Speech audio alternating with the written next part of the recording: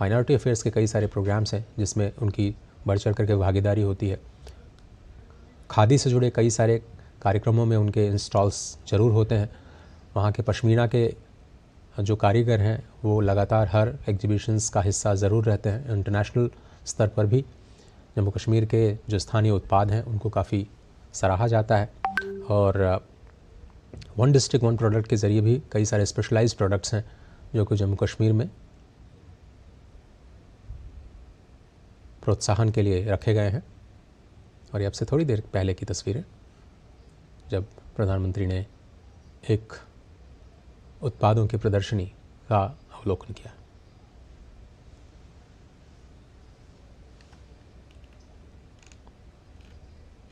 और आज का बड़ा हाईलाइट जम्मू कश्मीर का पर्यटन उद्योग, जहां पर कई सारी सौगातें आज दी जाएंगी पूरे देश को। और अपना भारत देखो, आप जानते हैं कि अभियान बहुत पहले से शुरू किया गया है। प्रसाद योजना, जिसमें कि तीर्थ स्थलों के आसपास बुनियादी ढांचे की परियोजनाओं का निर्माण है, उस कार्यक्रम के तहत कई सारी परियोजनाएं पूरी की गई हैं जो आज राष्ट्र को समर्पित की जाएंगी। जम्मू कश्मीर के खुद के राज्य के अंदर बहुत सारे तीर्थ स्थलों के विकास के परियोजनाओं को आज प्रधानमंत्री देश को समर्पित करेंगे। और ऐसा कहा जा रहा है कि अब तक की सबसे बड़ी रैली को अब से थोड़ी देर में प्रधानमंत्री मोदी संबोधित करेंगे। और आज का सबसे बड़ा हाई पॉइंट जम्मू कश्मीर के लिए यही कि पहली बार जम्मू कश्मीर में धारा 370 हटने के बाद प्रधानमंत्री मोदी इतने बड़े कार्यक्रम के लिए वहाँ पर हैं। सुरक्षा व्यवस्था बेहद सख्त, और हमेशा की तरह महिलाओं के साथ गुफ्तगू करते हुए, महिला उद्यमियों के साथ अपने उनके अनुभव साझा करते हुए प्रधानमंत्री मोदी। बहुत सारी प्राचीन कलाएं हैं जम्मू कश्मीर में जो विश्व स्तर पर जिनको सराहना मिलती है। वुड कार्विंग उसमें से एक है। और वहाँ के जम्मू कश्मीर के कहवा की महक पूरी दुनिया को अपनी ओर आकर्षित करती है। ड्राई फ्रूट्स और अलग अलग जो हार्टिकल्चर से जुड़े उत्पाद हैं वो भी अभी एक अपनी अलग पहचान बनाते हुए अभी तक नज़र आए हैं। और स्थानीय कामगारों के साथ उनके अनुभवों को हमेशा प्रधानमंत्री इस तरह की प्रदर्शनियों में साझा करते हैं और उनके अपने आइडियाज़ को सुनते हैं, अपना सहयोग देते हैं।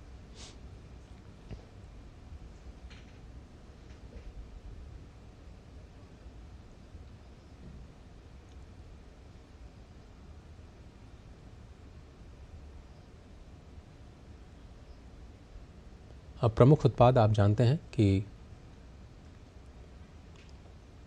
चाय, कहवा, हार्टिकल्चर से जुड़े फल फूल और हाथ से की गई कारीगरी जम्मू कश्मीर के उत्पादों का एक अहम हिस्सा है। और कई हज़ारों की संख्या में लोग इन छोटे छोटे उद्यमों के साथ जुड़े हुए हैं।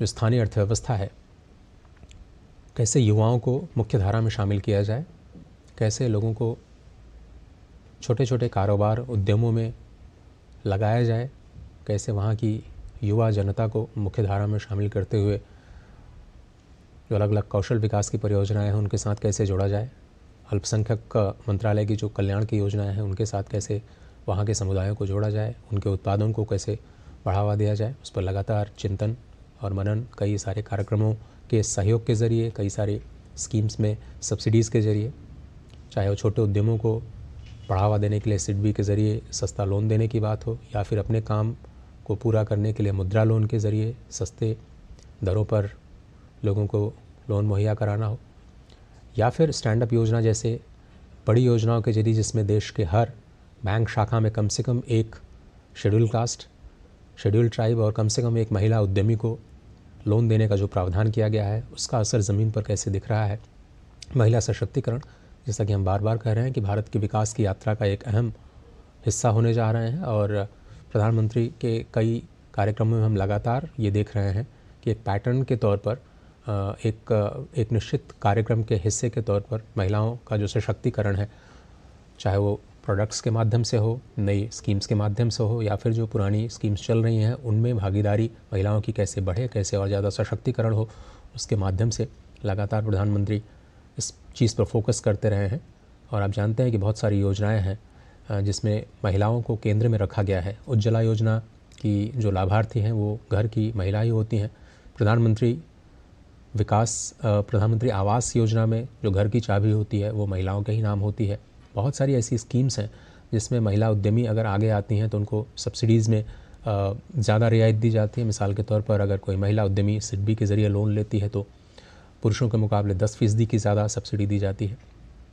ऐसे कई कार्यक्रम महिलाओं को, और ख़ासतौर पर जो स्वयं सहायता समूह है जो देश के हर कोने में बड़ी संख्या में महिलाओं को स्वरोजगार के साथ जोड़ते हैं, अपने उद्यम को बढ़ावा देने के साथ जोड़ते हैं और अपने पैरों पर खड़ा करने के लिए एक अहम भूमिका निभाते हैं। ऐसे स्वयं सहायता समूहों को ज़्यादा स्किल करना, ज़्यादा उनको संगठित करना और प्रेरित करना, बाज़ार के साथ जोड़ना, ये देश के कोऑपरेटिव मूवमेंट का भी एक बहुत बड़ा हिस्सा है। आपको याद होगा कि जब अमूल डेयरी के नए प्लांट्स का भी उद्घाटन कर रहे थे प्रधानमंत्री मोदी गुजरात में, चाहे बनारस में, तो वो महिलाओं की भूमिका को ज़रूर स्पर्श करते हुए नज़र आते हैं। इसी तरह से इसरो के कार्यक्रम में महिला वैज्ञानिकों की भूमिका को उन्होंने देश और दुनिया के सामने रखा और सराहा। और ड्रोन दीदी जो कि एक बहुत ही पॉपुलर स्कीम हो चुकी है, जिसमें 15,000 जो SHGs की महिलाएं हैं उन्हीं को ड्रोन चलाने का कौशल प्रशिक्षण प्रदान किया जाएगा, जिसमें वो खेती बाड़ी के जो कार्यक्रम है जिसमें कीटनाशकों का छिड़काव है ड्रोन्स के ज़रिए, उसमें उनको एक महत्वपूर्ण जिम्मेदारी दी जाएगी आगे जाते हुए। तो लगातार प्रधानमंत्री इस बात पर फोकस करते रहे हैं कि कैसे विकसित भारत में विकसित राज्यों की भी भूमिका हो। अलग अलग जगहों पर जब जाते हैं तो वो, मिसाल के तौर पर जब वो जम्मू में थे तो विकसित भारत विकसित जम्मू की तस्वीर देश और दुनिया के साथ उन्होंने साझा की, लाभार्थियों के साथ बातचीत की, जिनको लो योजनाओं का लाभ मिला उनके साथ गुफ्तगू की। अब आज वो विकसित भारत विकसित जम्मू कश्मीर कार्यक्रम के तहत संबोधित करेंगे, लोगों के साथ अपने विचार साझा करेंगे। और राज्यों की भूमिका देश को विकसित बनाने में अत्यंत आवश्यक है, क्योंकि भारत राज्यों का संघ है और जब तक राज्य विकसित भारत की यात्रा में कदम ताल नहीं करेंगे तब तक संपूर्ण देश का विकास संभव नहीं है।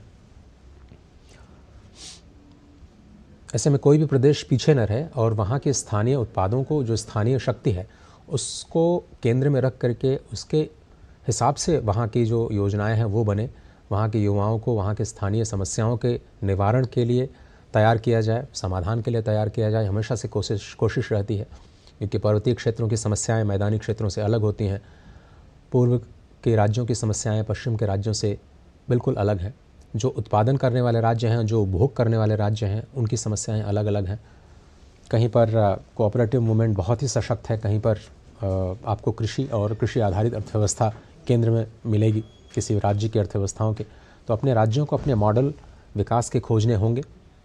कुछ राज्य खनिज संपदाओं में अत्यंत समृद्ध हैं, उनको शायद वहाँ पर उस संसाधनों पर केंद्रित अपनी योजनाओं का निर्माण करना पड़ता है। और केंद्र की हमेशा कोशिश ये होती है कि जो राज्य की योजनाएं हैं उसमें कैसे धनराशि के जरिए, कैसे नीतियों के सहयोग के जरिए, कैसे रणनीतिक और राजनीतिक सहयोग के जरिए सभी को साथ लेकर के विकास की धारा में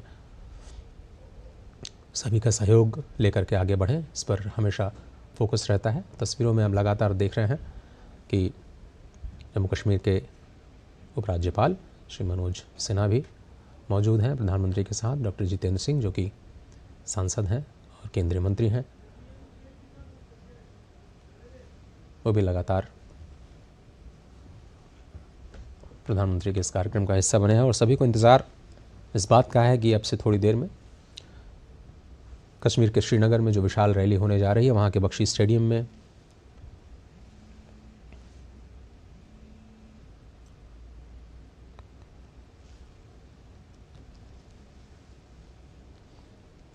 उसमें कौन सी बड़ी बातें आज प्रधानमंत्री मोदी एक बड़े जन समुदाय को संबोधित करते हुए कहेंगे, उस पर सभी की निगाहें हैं।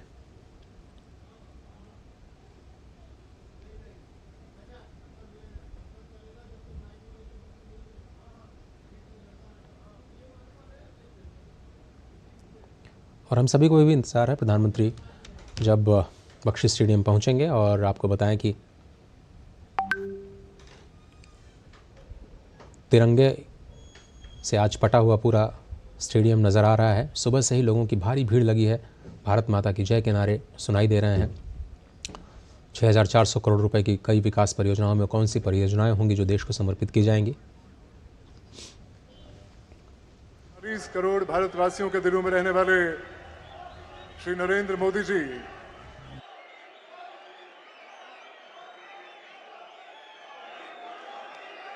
दुनिया के महबूब तरीन रहनुमा श्री नरेंद्र मोदी जी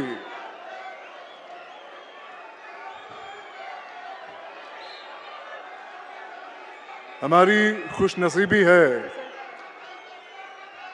हमारा सौभाग्य है कि आज कई बरस के बाद माननीय प्रधानमंत्री स्वयं पधारे हैं।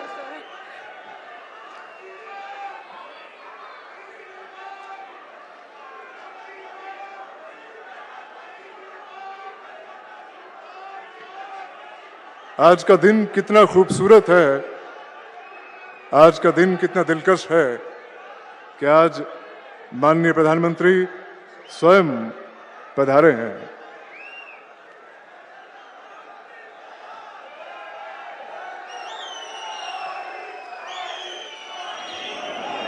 और कश्मीर के लोगों के दिलों में जो मोहब्बत अपने महबूब रहनुमा के लिए है, वो तो बस देखते ही बनती है कि जिस जोश से, जिस बलबले से सब के सब अपने महबूब रहनुमा की शान में, उनके एजाज में नारे बुलंद कर रहे हैं, उससे इस बात का अंदाजा होता है कि कश्मीर के लोगों को कितनी मोहब्बत मोदी जी की शख्सियत से है।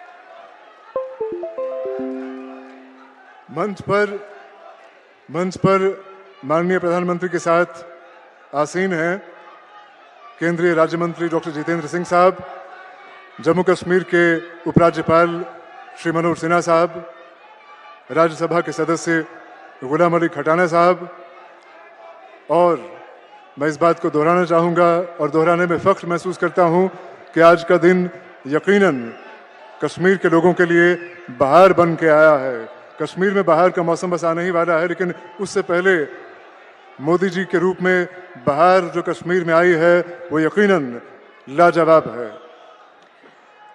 माननीय प्रधानमंत्री महोदय, वादी कश्मीर आपके यहां आने से खिल उठी है। पूरी दुनिया ये जानती है पोस्टिंग का अधिकार जम्मू कश्मीर से आपका खास लगाव है, और आज ये खूबसूरत वादी और यहाँ के सभी लोग आपका दिल से स्वागत करते हैं। माननीय प्रधानमंत्री महोदय, कश्मीर के लोग निरंतर 3 दशकों से, लगातार 3 दशकों से ये दुआ करते रहे, बार बार ये दुआ करते रहे कि सूफियों की इस घाटी में, संतों की इस घाटी में शांति, समृद्धि और खुशहाली लौट आए।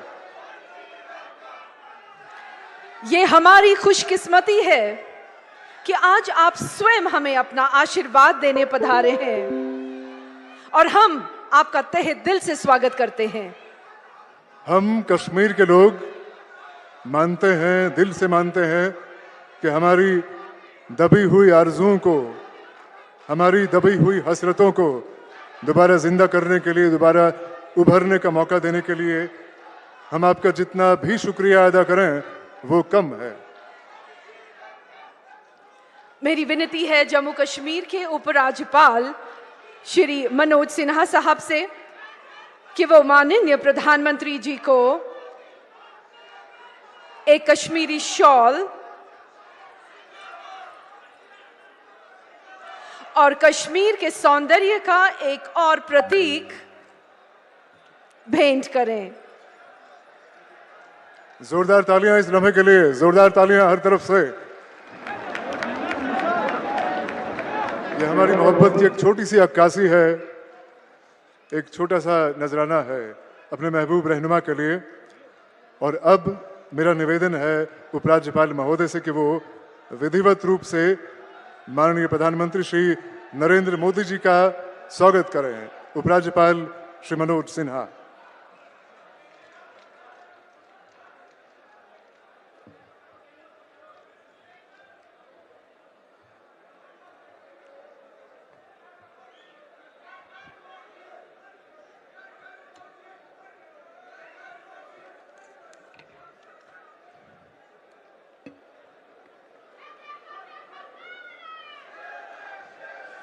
मंच पर विराजमान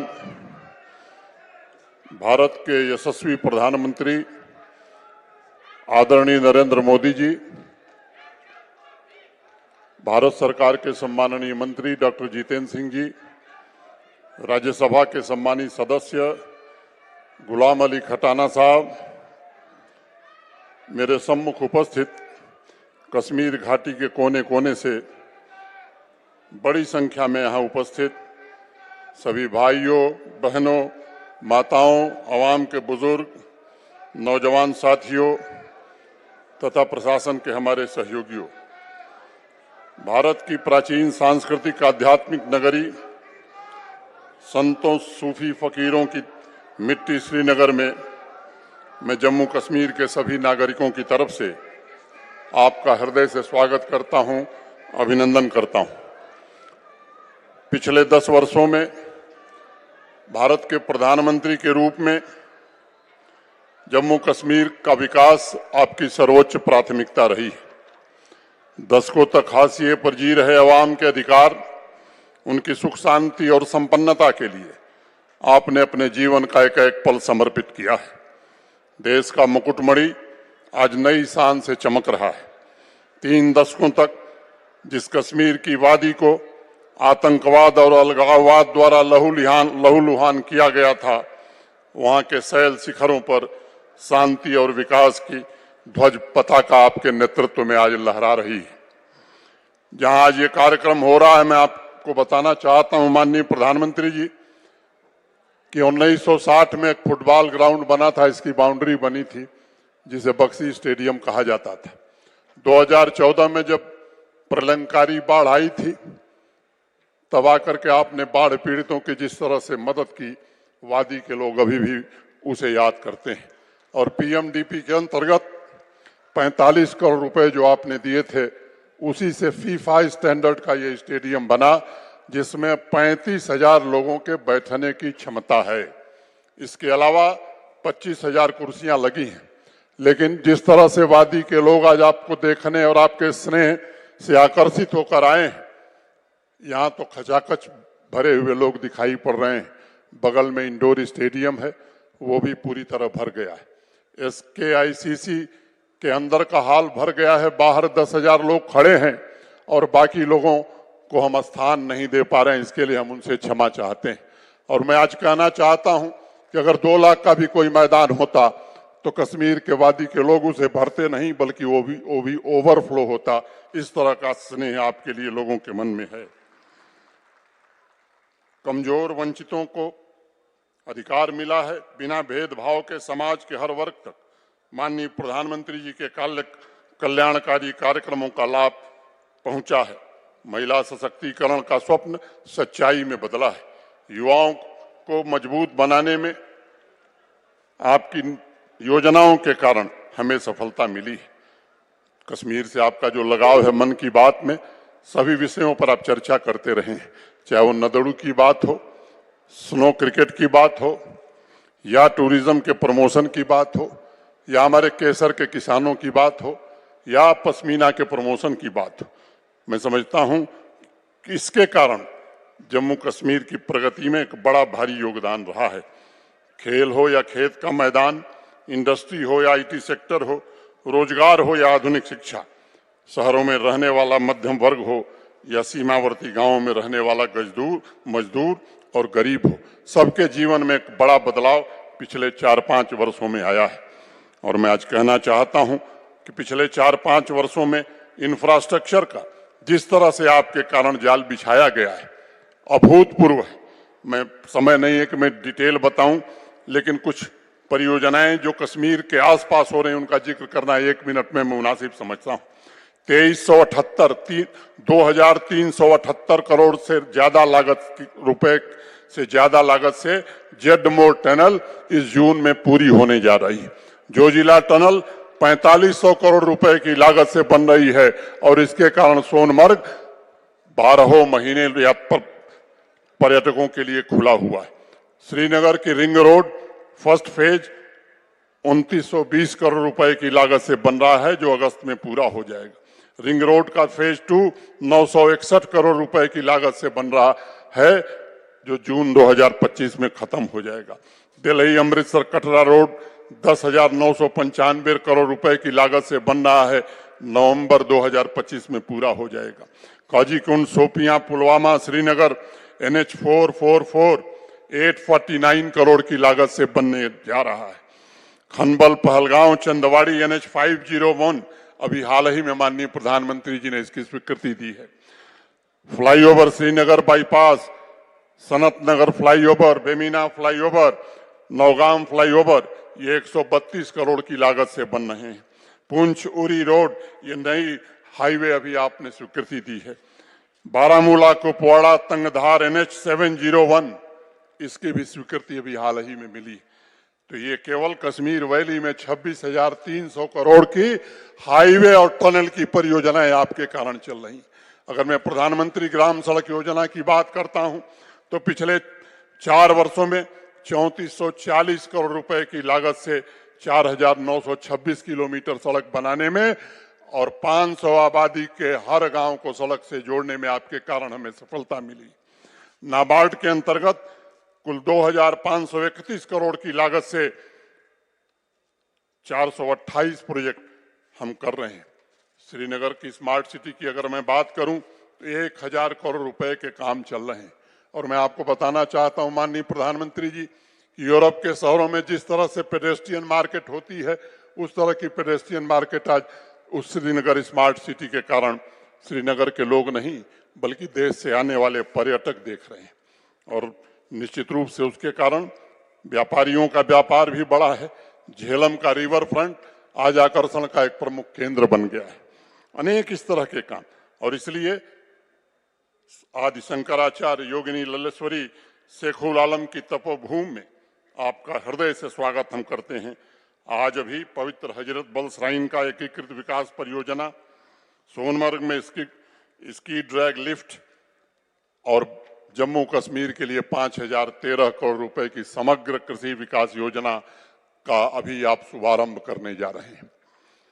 पिछले 4 वर्षों में लंबे समय के फासले को कम करते हुए आवाम के कमजोर वर्ग, वंचित समुदाय, आदिवासी भाई और पिछड़े वर्ग को विकास की मुख्य धारा में आपके कारण जोड़ा जा सका है। आज हमारे पहाड़ी भाई भी बड़ी संख्या में आए हैं। 40 साल से जो उनकी मांग थी आज वो पूरी हुई है आपके कारण। और इस बात का आपने विशेष ध्यान रखा है कि पहले से जो हमारे गुर्जर, बकरवाल, गद्दी, सिप्पी, सीना भाई थे, उनके आरक्षण को बिना छेड़े हुए उन्हें भी सुविधा दी गई।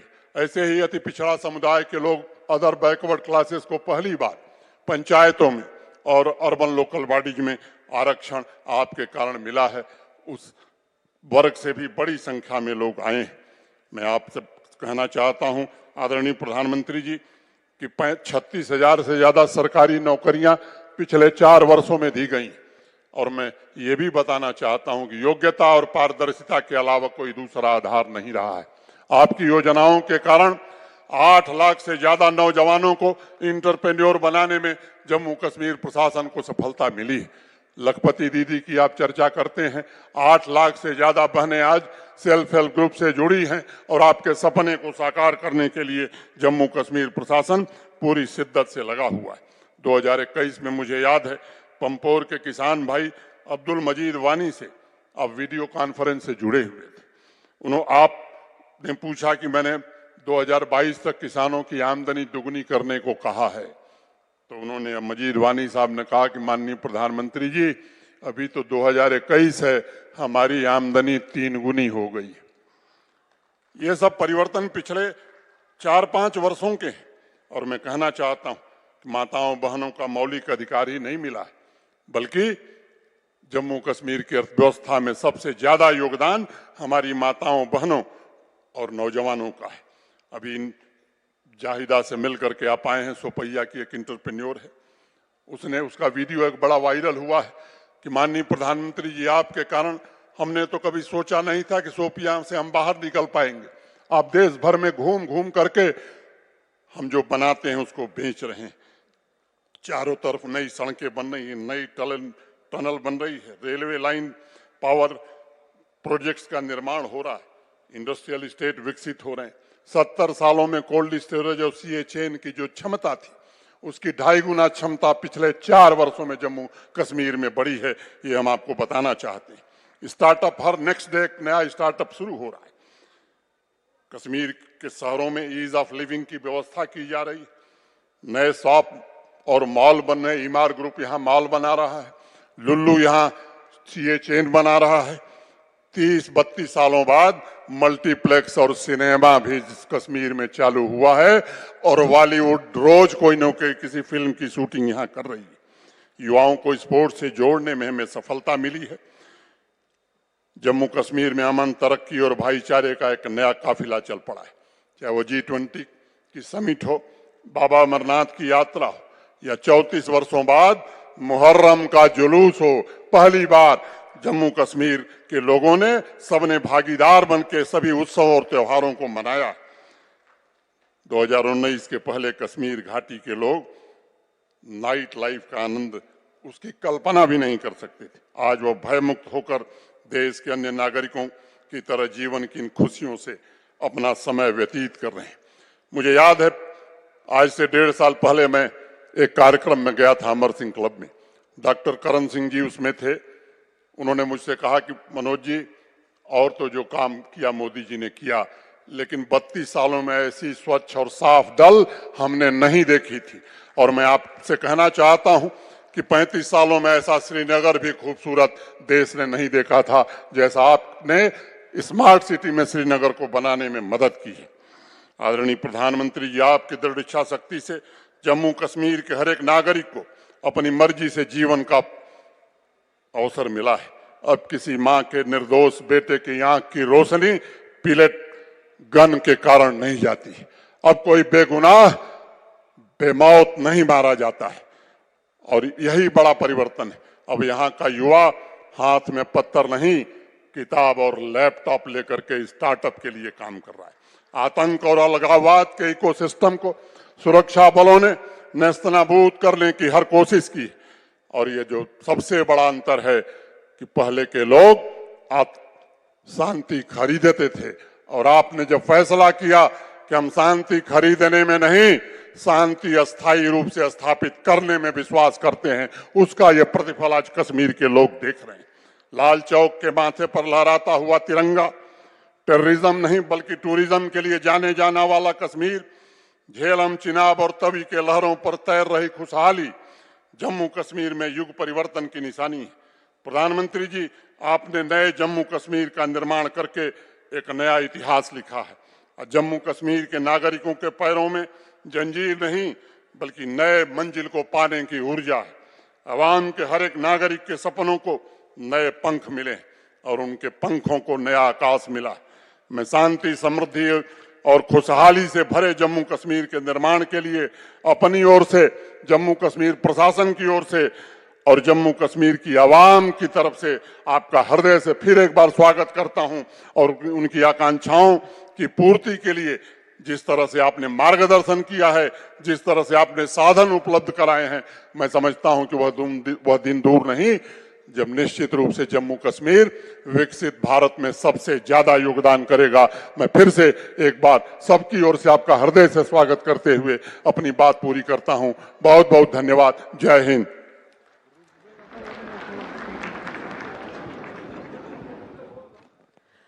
आपका बहुत बहुत धन्यवाद उपराज्यपाल महोदय जी। माननीय प्रधानमंत्री महोदय, कश्मीर का हर बाशिंदा, यहाँ के नौजवान, यहाँ की बेटियां, यहाँ के बुजुर्ग, हर कोई इस हकीकत को बयां करने में फख्र महसूस करता है कि आपकी अगुवाई में, आपकी रहनुमाई में कश्मीर उन्नति और प्रगति के जिस मार्ग पर अग्रसर हुआ है वो अभूतपूर्व है। इसलिए आज कश्मीर में हर तरफ से यही आवाज आ रही है, मोदी है तो मुमकिन है।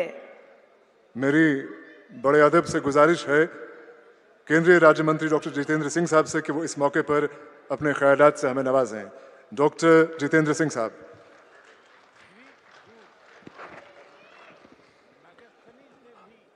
हम सबके महबूब रहनुमा, भारत के मकबूल तरीन वजीर आजम और दुनिया की एक ऐसी अजीम शख्सियत जिनकी आवाज, जिनकी नसीहत आज दुनिया के हर मुल्क में बड़ी गौर और संजीदगी से सुनी जाती है, ऐसे हमारे काबिल एहतराम परम आदरणीय नरेंद्र मोदी साहब का कश्मीर की इन हसीन वादियों में, इन खूबसूरत फिजाओं में दिल की गहराइयों से खैर मकदम है, स्वागत है। साथ में हमारे उपराज्यपाल मनोज सिन्हा जी, सांसद भाई खटाना साहब, प्रधानमंत्री जी, ये जो जन सैलाब आप देख रहे हैं, ये लोगों का समूह, जहां तक निगाह जाती है ये लोगों का हजूम, ये सब आपके मुरीद हैं। ये मोदी का परिवार है।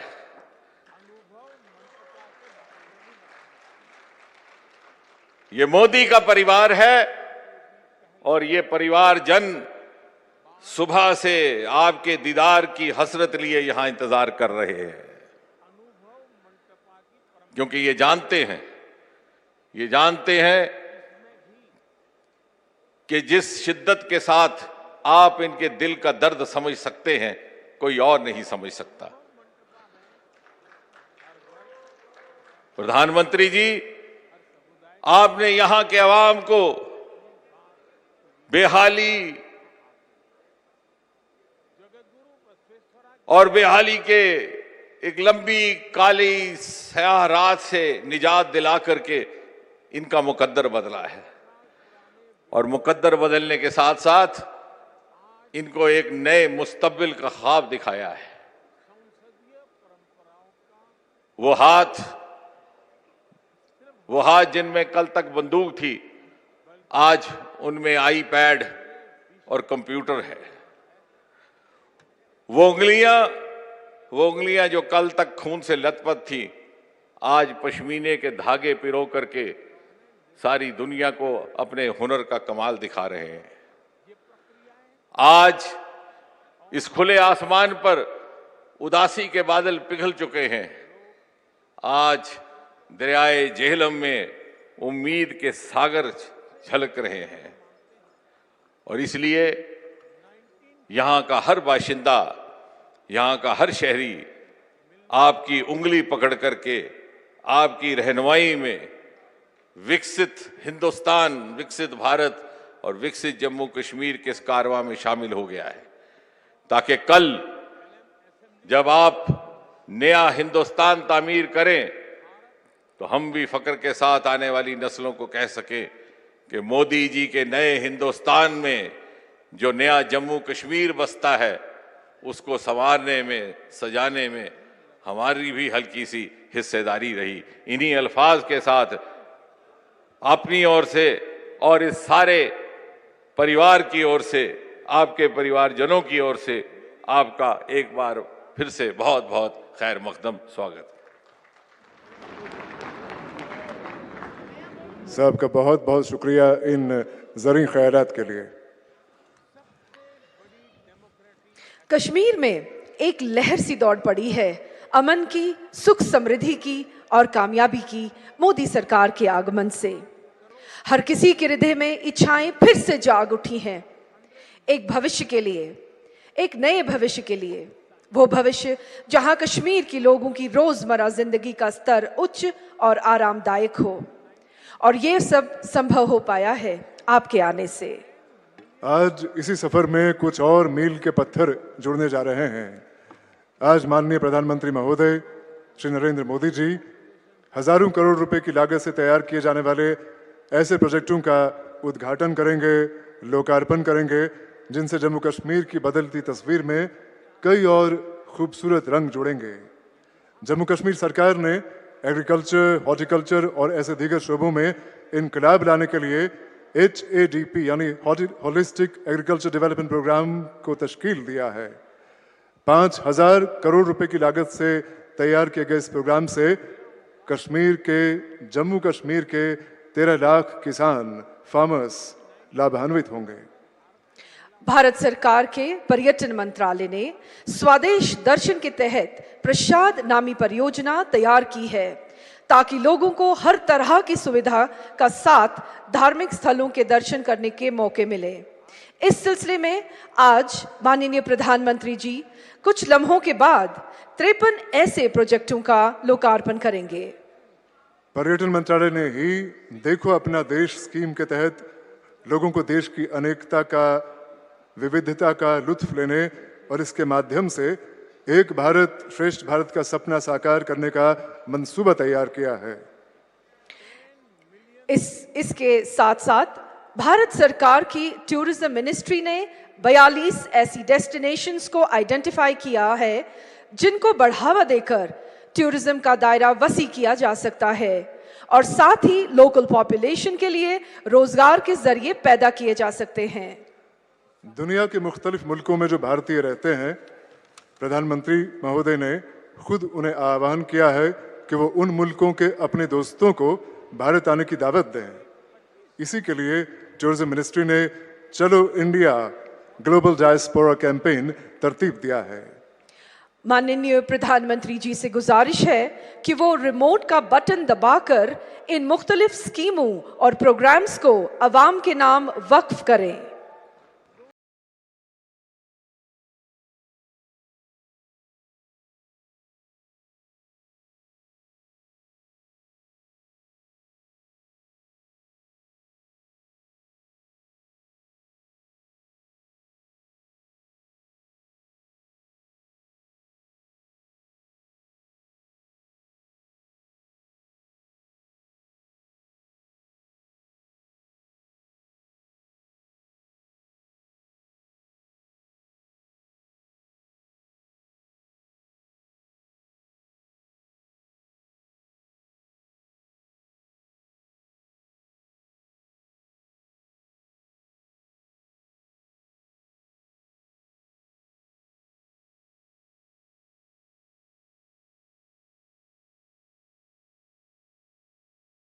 का बहुत बहुत धन्यवाद माननीय प्रधानमंत्री महोदय। और अब एक शॉर्ट फिल्म मोदी सरकार के उन विभिन्न प्रयासों को दर्शाती हुई जिनसे पर्यटन के क्षेत्र में दूरगामी परिवर्तन आ रहे हैं। वैभवशाली सांस्कृतिक विरासत, अनगिनत ऐतिहासिक धरोहरों और विविध प्राकृतिक छटाओं का संगम भारत भूमि सदियों से पर्यटकों के आकर्षण का केंद्र रही है। हमारे यहां तो हर राज्य में, हर क्षेत्र में, दुनिया के देशों में, एक एक देश में जितनी ताकत है उतनी हमारे एक एक राज्य में है। ऐसी अनंत संभावनाएं हैं। स्मार्ट सिटी, अमृत शहर, स्वदेश दर्शन और प्रसाद जैसी कई योजनाओं के कारण देश के पर्यटन स्थलों का कायाकल्प हो रहा है। सरकार ने कनेक्टिविटी और सुगम यातायात पर विशेष बल दिया और रेलों तथा राष्ट्रीय राजमार्गों के विस्तार के साथ साथ नए एयरपोर्ट्स का निर्माण हुआ। द्वारका, काशी विश्वनाथ, महाकाल, केदारनाथ, अंबाजी और अयोध्या जैसे 180 स्थलों को विभिन्न योजनाओं के अंतर्गत विकसित किया गया, जिससे आध्यात्मिक पर्यटन में रिकॉर्ड बढ़ोतरी हुई। पर्यटन व्यवसाय से जुड़े लोगों के लिए कौशल विकास कार्यक्रम, होटल उद्योग, होम स्टे में बढ़ोतरी तथा वाइब्रेंट विलेज प्रोग्राम के अंतर्गत देश के पहले सीमावर्ती गांवों में पर्यटन को बढ़ाने के लिए कौशल विकास और रोजगार के जरिए समग्र विकास और आत्मनिर्भरता की नई राहों का निर्माण हो रहा है। युवाओं की भागीदारी सुनिश्चित करने के लिए 35,000 युवा टूरिज्म क्लब बनाए गए हैं। नए पर्यटन स्थलों की परिकल्पना को मूर्त रूप देते हुए कई पर्यटन स्थलों का निर्माण हुआ है। साथ ही राज्यों में यूनिटी मॉल और ODOP के जरिए व्यवसाय के नए अवसर भी बने हैं। भारत की G20 की अध्यक्षता के दौरान देश के 60 शहरों को केंद्र में रखा गया था, जिन्हें अब कॉन्फ्रेंस और इवेंट टूरिज्म के लिए विकसित किया जा रहा है। यशस्वी प्रधानमंत्री श्री नरेंद्र मोदी द्वारा 2047 तक विकसित भारत के संकल्प को पूरा करने के लिए भारत सरकार पर्यटन क्षेत्र में मिशन मोड में काम कर रही है। इसे नई ऊंचाई देते हुए 1430 करोड़ रुपए से अधिक की पर्यटन परियोजनाओं का शुभारंभ किया जा रहा है। इसी कड़ी में देखो अपना देश पीपल्स चॉइस पोल की भी शुरुआत हुई है, जिसके अंतर्गत भारतीय पर्यटक अपने पसंदीदा पर्यटन स्थलों के साथ उन नए स्थानों के बारे में भी बता सकेंगे जहां जाना उनका सपना है। इसके अलावा चलो इंडिया पोर्टल भी लॉन्च किया गया है, जो प्रवासी भारतीयों को इनक्रेडिबल इंडिया एम्बेसडर बन अपने गैर भारतीय साथियों को भारत भ्रमण के लिए प्रेरित करने का मौका देता है।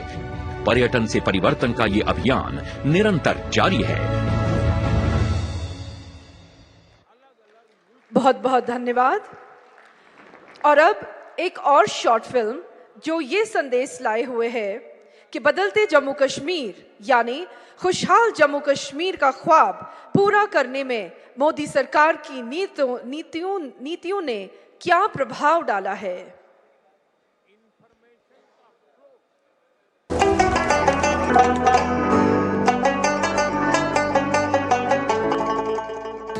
भारत का सिरमौर कहे जाने वाले जम्मू कश्मीर में आदरणीय प्रधानमंत्री श्री नरेंद्र मोदी जी की सरपरस्ती में अभूतपूर्व गति से हो रहा परिवर्तन और विकास पूरे देश के लिए एक मिसाल है।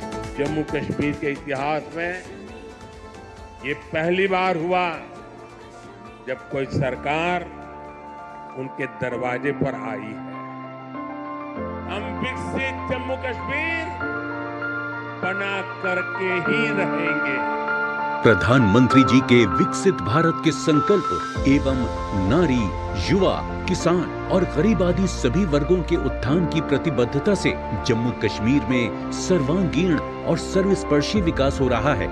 जहां एक ओर जम्मू कश्मीर के नागरिकों को आयुष्मान सेहत योजना के अंतर्गत 5 लाख तक के मुफ्त इलाज का लाभ मिल रहा है, वहीं दूसरी ओर 16 लाख से अधिक परिवारों को मुफ्त अनाज उपलब्ध कराया जा रहा है और लगभग 9 लाख लोगों को पेंशन दी जा रही है। आदरणीय प्रधानमंत्री जी के कुशल नेतृत्व और माननीय उपराज्यपाल श्री मनोज सिन्हा जी के दिशा निर्देश में जम्मू कश्मीर में अमन और तरक्की के स्वर्णिम युग का आगाज हुआ है। प्रधानमंत्री जी ने जम्मू कश्मीर से धारा 370 को हटाकर नामुमकिन समझे जाने वाले इस काम को मुमकिन कर दिखाया और आज यहाँ की आवाम को वो सब हक-ओ-हुकूक मिल गए हैं जो कि देश के अन्य नागरिकों को प्राप्त हैं। माननीय प्रधानमंत्री जी द्वारा आज होलिस्टिक कृषि विकास योजना के लोकार्पण के साथ जम्मू कश्मीर के कृषि परिवेश में एक नए युग का आगाज हुआ है। किसानों के हितों के प्रति समर्पित भारत सरकार की नीतियों को अपनाते हुए आज जम्मू कश्मीर प्रशासन द्वारा 5,000 करोड़ रुपए से अधिक की लागत से तैयार समग्र कृषि विकास योजना पूरे देश में अपनी तरह का एकमात्र ऐसा व्यापक कार्यक्रम है जिसमें कृषि और संबद्ध क्षेत्रों में फैली 29 महत्वपूर्ण परियोजनाएं, जिनमें हॉर्टिकल्चर, पशुपालन, मत्स्य पालन, मधुमक्खी पालन, पोल्ट्री पालन, सेरीकल्चर, मशरूम फार्मिंग इत्यादि शामिल हैं। होलिस्टिक कृषि विकास कार्यक्रम के तहत आगामी 5 वर्षों में 13 लाख किसान परिवारों की आजीविका में सुधार, लगभग 3 लाख रोजगार के नए अवसर, 19,000 कृषि उद्यमों के नेटवर्क की स्थापना और कृषि संबंधित क्षेत्रों में 2.5 लाख से अधिक व्यक्तियों को प्रशिक्षण दिया जाएगा। किसानों की सुविधा के लिए किसान साथी पोर्टल डिजाइन किया गया है जो एक वन स्टॉप समाधान है। दक्ष किसान किसानों के लिए एक अनूठी शिक्षण प्रबंधन प्रणाली है जिसमें हजारों कोर्स और वीडियो हैं जो किसानों को कृषि से जुड़े आवश्यक कौशल प्रदान करते हैं। किसान संपर्क अभियान के पहले मरहले में ही 4,000 पंचायतों और 5 लाख से अधिक किसानों को इस कार्यक्रम से जोड़ा गया है। साथ ही किसान खिदमत घर का भी प्रावधान है जिसके जरिए किसानों को एक ही छत के नीचे विशेष सलाह, मौसम सूचनाओं और कृषि संबंधित जरूरत तक हर सुविधा उपलब्ध की गई है। अमन और शांति के वातावरण में 2023 में G20 पर्यटन कार्य समिति के सफल आयोजन ने जम्मू कश्मीर को विश्व के पर्यटन मानचित्र पर स्थापित किया है। साथ ही यहाँ पर एक दशक में सबसे अधिक टूरिस्ट विजिट दर्ज किए गए हैं। आज प्रसाद योजना के तहत हजरत बल दरगाह के एकीकृत विकास कार्य के लोकार्पण के साथ प्रधानमंत्री श्री नरेंद्र मोदी जी ने वादी कश्मीर को किसी भी विदेशी पर्यटक स्थल के समकक्ष खड़ा कर दिया है। जम्मू कश्मीर में इंफ्रास्ट्रक्चर निर्माण में अभूतपूर्व रफ्तार से कार्य हुआ है और लगभग 60,000 करोड़ की लागत से हाईवे, सड़क और पुल निर्माण की अनेक परियोजनाओं पर काम चल रहा है। लगभग 13,000 करोड़ रुपए की लागत से परियोजनाओं के क्रियान्वयन के साथ लगभग 15 लाख ग्रामीण परिवारों के घरों में जल पहुंचाया गया है। पिछले 5 वर्षों में लगभग 5,000 करोड़ रुपए के निवेश से जम्मू कश्मीर की अर्थव्यवस्था को एक नई उड़ान मिली है और लगभग 5 लाख युवाओं को रोजगार मिला है। भारत सरकार के 28,400 करोड़ रुपए के विशेष पैकेज से औद्योगिक विकास को बल मिला है। स्मार्ट सिटी मिशन के तहत जम्मू और श्रीनगर में लगभग 4,500 करोड़ की लागत से 200 से अधिक परियोजनाओं को पूरा किया गया है। समग्र विकास सुनिश्चित करते हुए पीएम आवास योजना के अंतर्गत लगभग 3.5 लाख घरों को मंजूरी दी गई है और लाडली बेटी योजना में लगभग 785 करोड़ का आवंटन किया गया है। आज जम्मू और कश्मीर में लगभग 47,000 लखपति दीदियां हैं, जो महिला सशक्तिकरण का प्रत्यक्ष उदाहरण है। जम्मू कश्मीर में पिछले 4 वर्षों में लगभग 35,000 व्यक्तियों को पारदर्शी तरीके से सरकारी नौकरी दी गई है। माननीय प्रधानमंत्री जी के डिजिटल इंडिया के सपने को पूरा करते हुए जम्मू कश्मीर में आज देश में सबसे अधिक 1,120 ऑनलाइन सेवाएं प्रदान की जा रही हैं। 25,000 से अधिक खिलाड़ियों ने राष्ट्रीय और अंतर्राष्ट्रीय स्तर पर खेल प्रतियोगिताओं में भाग लेते हुए परचम लहराया है। गुलमर्ग में लगातार चौथे वर्ष राष्ट्रीय विंटर गेम्स के आयोजन के साथ साथ जम्मू कश्मीर देश का विंटर स्पोर्ट्स कैपिटल बन गया है। माननीय प्रधानमंत्री श्री नरेंद्र मोदी जी की प्रेरणा से जम्मू कश्मीर आज एक नई सोच और नई रफ्तार के साथ नित्य नए आयाम हासिल कर रहा है।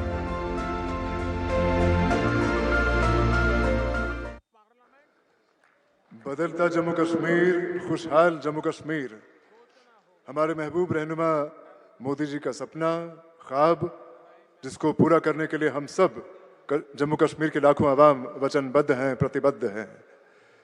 जम्मू कश्मीर में शांति बहाल करने के लिए जम्मू कश्मीर पुलिस और अन्य सिक्योरिटी फोर्सेस ने जो कुर्बानियां दी हैं, उनके बारे में पढ़ के, उनके बारे में जान के हमारा सर गर्व से ऊंचा होता है।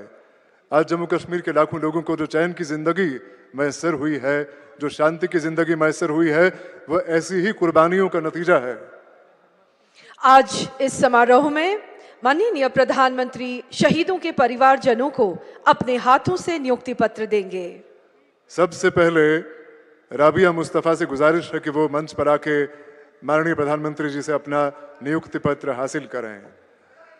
राबिया मुस्तफा के शौहर कांस्टेबल सैफुल्लाह कादरी साल 2022 में मरिक साहब सौरा के इलाके में हुए मिलिटेंट हमले में शहीद हुए थे। यहाँ ये बताना जरूरी है कि कांस्टेबल सैफुल्लाह कादरी को 2023 में शौर्य चक्र से नवाजा गया। और अब मेरी गुजारिश है रियाज अहमद डार से कि वो माननीय प्रधानमंत्री जी से अपना नियुक्ति पत्र हासिल करने के लिए मंच पे आ जाएं। रियाज अहमद डार के भाई एसपीओ जावेद अहमद डार 2022 में पुलवामा जिले के पिंगलेना इलाके में हुए मिलिटेंट हमले में शहीद हुए।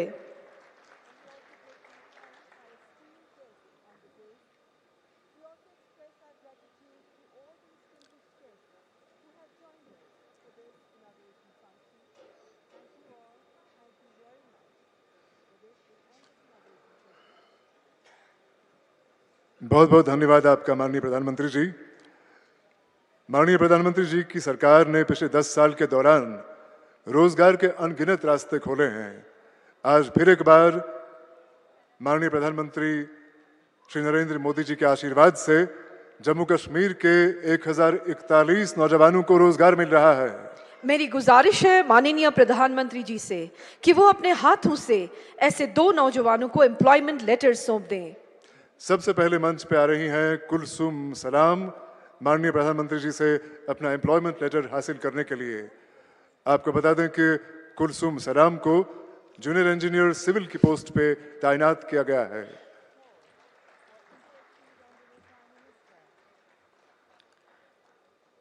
और अब मंच पर आएंगे अरुण भगत अपना एम्प्लॉयमेंट लेटर माननीय प्रधानमंत्री जी से हासिल करने के लिए। अरुण भगत को भी जूनियर इंजीनियर सिविल के पोस्ट पर तैनात किया जा रहा है।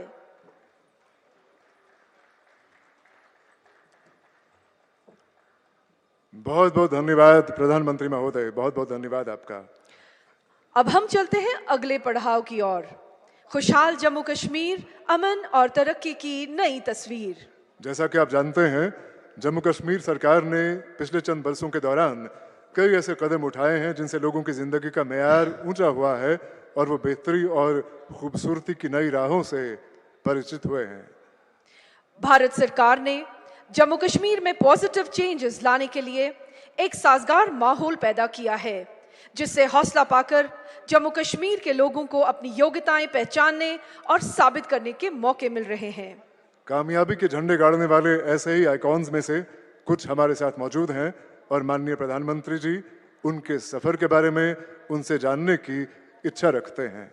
आपको बता दें कि माननीय प्रधानमंत्री के आशीर्वाद से संभव इस समारोह में यहां मौजूद लोगों के अलावा जम्मू कश्मीर के 285 ब्लॉक्स और 80 अर्बन लोकल बॉडीज से लगभग 1,20,000 लोग मौजूद हैं।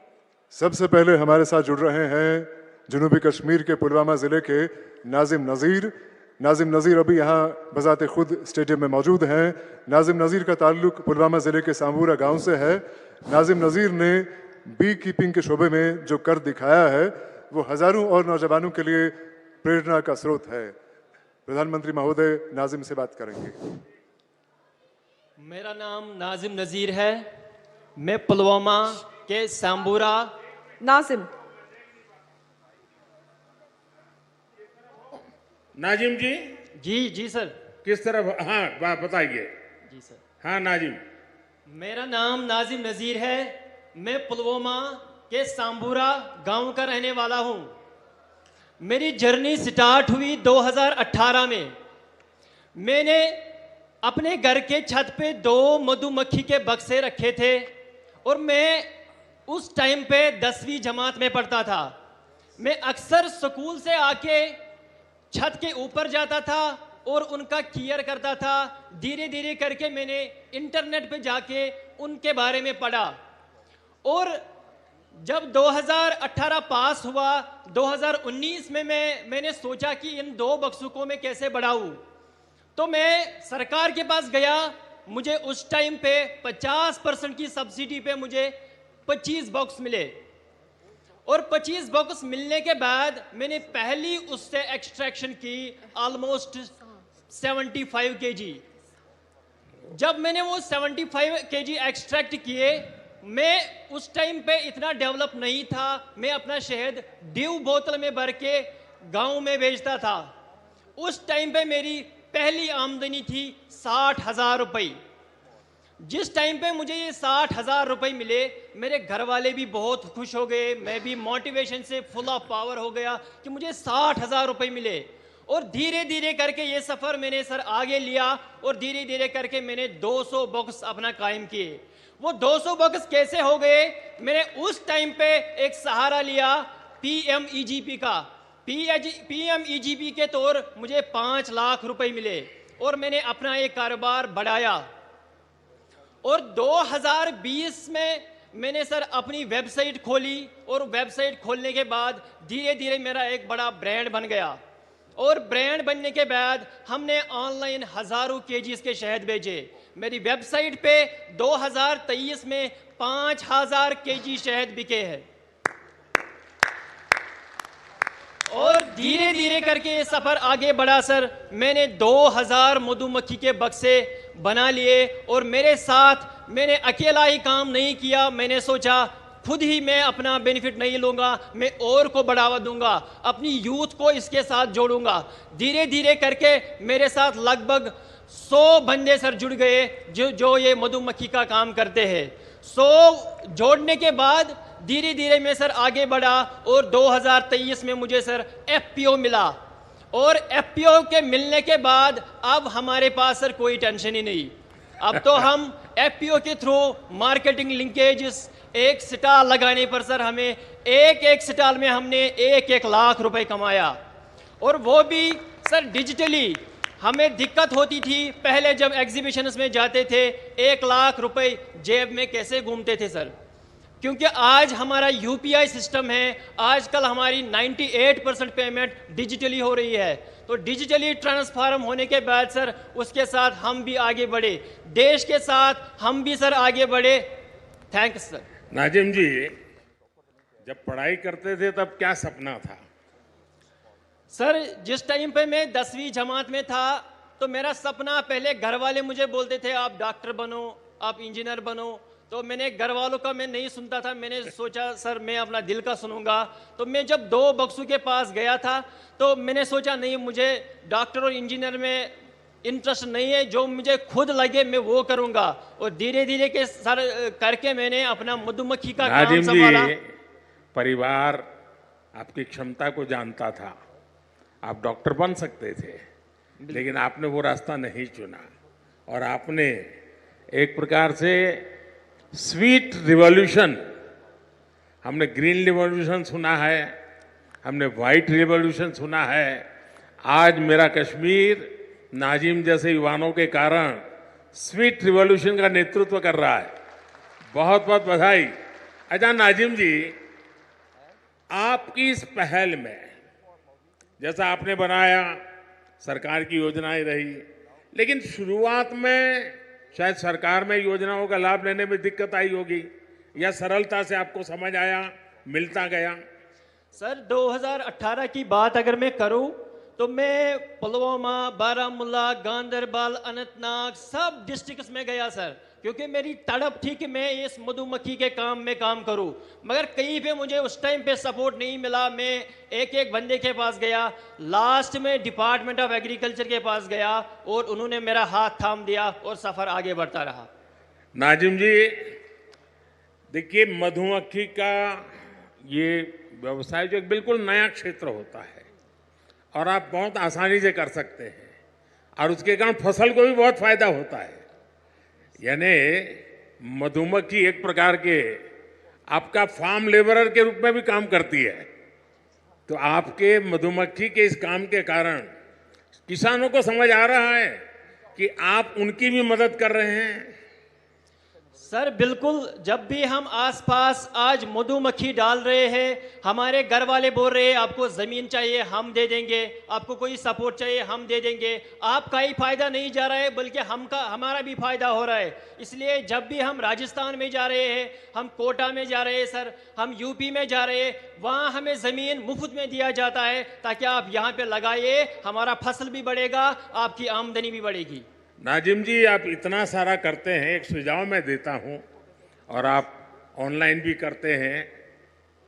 सेंट्रल एशिया में जो हनी होता है, उन देशों में हनी, क्योंकि वहाँ भी ये हिंदू कुश पर्वत है सारे, वहाँ भी हिमालय की तरह ही सारी पर्वतमालाएं हैं, वहाँ की हनी का एक प्रकार अलग है और मैं मानता हूँ कि आप ऑनलाइन उसका स्टडी कीजिए। दूसरा, वे लोग अलग अलग टेस्ट के लिए अलग अलग फूलों के बीच में अपनी मधुमक्खी का पालन करते हैं। उसके कारण जो हनी मिलता है, उसकी स्मेल, उसका टेस्ट उस फ्लावर जैसा मिलता है, तो उनको बहुत बड़ा मार्केट मिलता है। मैं चाहूँगा, भारत में भी बहुत प्रयास हो रहे हैं, उत्तराखंड में भी बहुत सफलतापूर्वक प्रयास हुए हैं, और नाजिम जी आपने भी जरूर ऐसा किया होगा। सर हमारे जो कश्मीर का हनी है, बाकी जो स्टेट्स का, न्यूजीलैंड का, जो अदर कंट्रीज़ का हनी है, हमारे भारत का हनी इस टाइम पे नंबर 1 है। हमारे कश्मीर का एकेशिया पूरी डिमांड है सारी वर्ल्ड की सर। हमारे एकेशिया सर पहले 400 रुपया केजी था, इस टाइम पे वो 800 रुपये, 1000 रुपये तक पहुंच गया। नाजिम जी, आपसे बात करके बहुत अच्छा लगा। आपने जो पहल की उसमें बहुत स्पष्टता और साहस चाहिए, और आपको स्टूडेंट लाइफ में इतना विजन आपका क्लियर होना, ये अपने आप में बहुत बड़ी बात है। मैं आपके माता पिता को भी प्रणाम करता हूं जिन्होंने आपकी ऐसी परवरिश की और आपने हर चुनौतियों को चुनौती देते हुए डट करके सामना करते हुए आप प्रगति कर रहे हैं। आप देश के नौजवानों को दिशा दे रहे हैं, वरना वो इंतजार करके बैठता है मेरे पास कुछ नहीं है। आपने इंतजार नहीं किया, आपने छोटी सी शुरुआत की और आप आज देश की ताकत बन रहे हैं। मेरी तरफ से नाजिम आपको और आप जैसे युवाओं को मेरी तरफ से बहुत बहुत शुभकामनाएं। Thank you sir.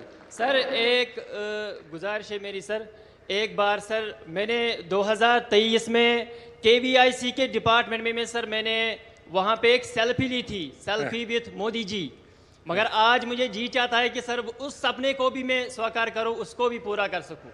चलिए मैं कोशिश करता हूँ, मैं SPG के लोगों को बोलता हूँ, बाद में आपको इस तरफ ले आएंगे, जरूर मैं आपके साथ सेल्फी लूंगा। शुक्रिया sir, thank you sir, thank you.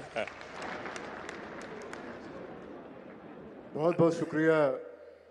अब और कौन है?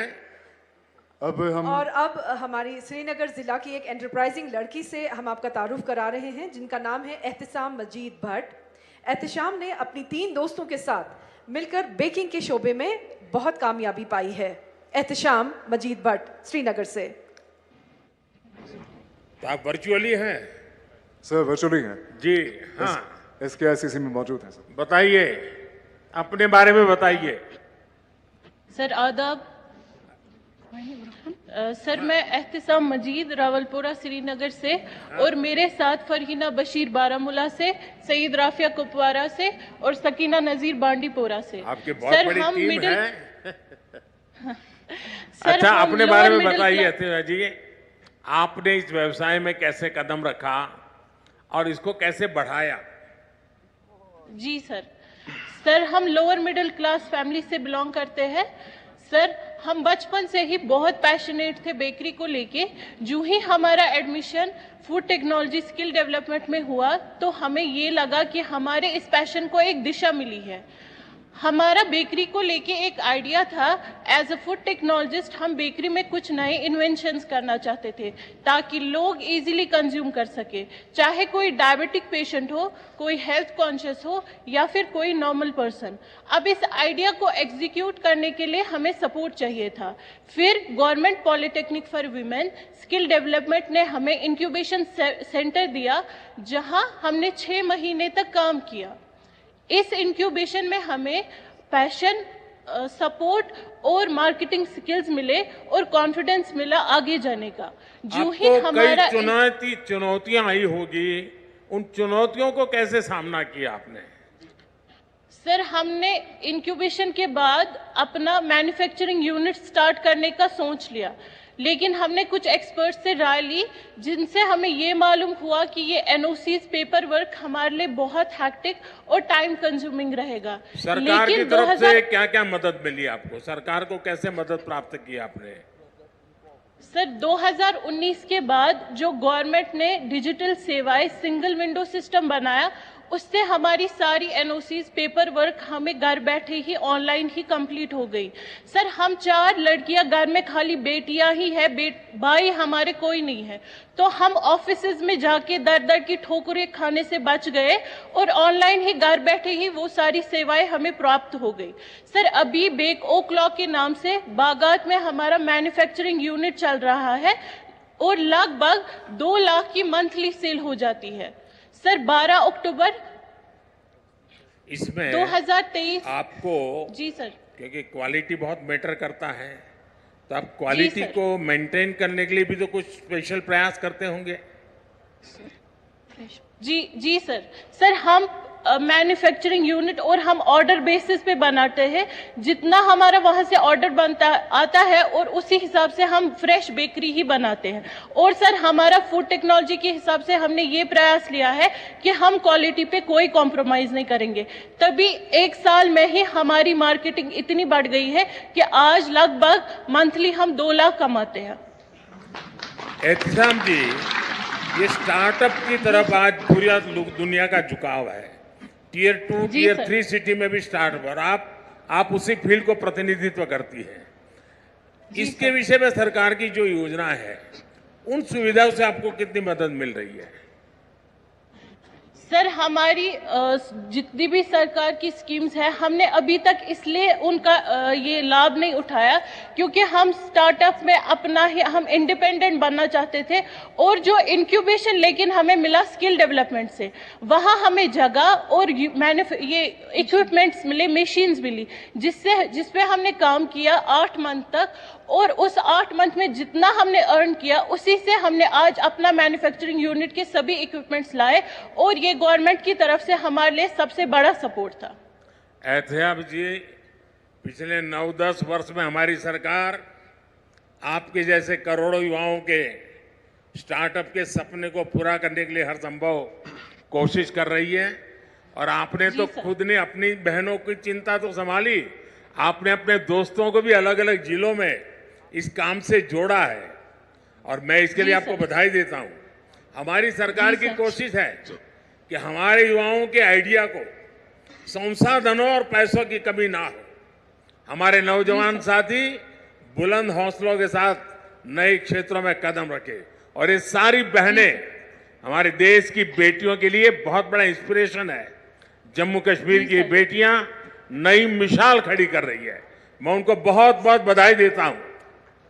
जी सर, इतना ही नहीं सर, हम जम्मू कश्मीर के सभी जिलों में अपना मैन्युफैक्चरिंग यूनिट स्टार्ट करना चाहते हैं ताकि जो हम जैसी अंडर प्रिविलेज लड़कियां हैं हम उनको भी स्किल दे सके और वो भी एंटरप्रेन्योर की तरह काम करें, ना कि लेबर। माननीय प्रधानमंत्री जी, मेरी आपको बहुत शुभकामनाएं हैं, मेरी आपको बहुत शुभकामनाएं हैं और मैं आपको विश्वास दिलाता हूं, मैं एलजी साहब से भी कह रहा हूं कि आपके इस मिशन को जितना बल दे सकते हैं सरकार की तरफ से पूरा बल मिलेगा, क्योंकि आपके सपने बहुत बड़े हैं और अंडर प्रिविलेज बेटियों की चिंता करना ये और बड़ी बात है। इसमें एक सामाजिक दृष्टिकोण भी है, तो मेरी तरफ से बहुत बहुत बधाई। जी सर, शुक्रिया। बहुत बहुत धन्यवाद प्रधानमंत्री महोदय। और अब हमारे सामने आ रही हैं हमीदा बानो। हमीदा बानो का ताल्लुक गांधरबल जिले से है। हमीदा बानो ने NRLM यानी नेशनल रूरल लाइवलीहुड्स मिशन के तहत दूध की पैदावार में नुमाया कामयाबी पाई है। माननीय प्रधानमंत्री महोदय। हमीदा जी, मैं आपको बहुत बहुत मुबारकबादी देता हूं और मैं आपके विषय में, अपनी यात्रा के विषय में, ये सफलता की सीढ़ियां कैसे प्राप्त की, मैं जरूर आपसे सुनना चाहता हूं।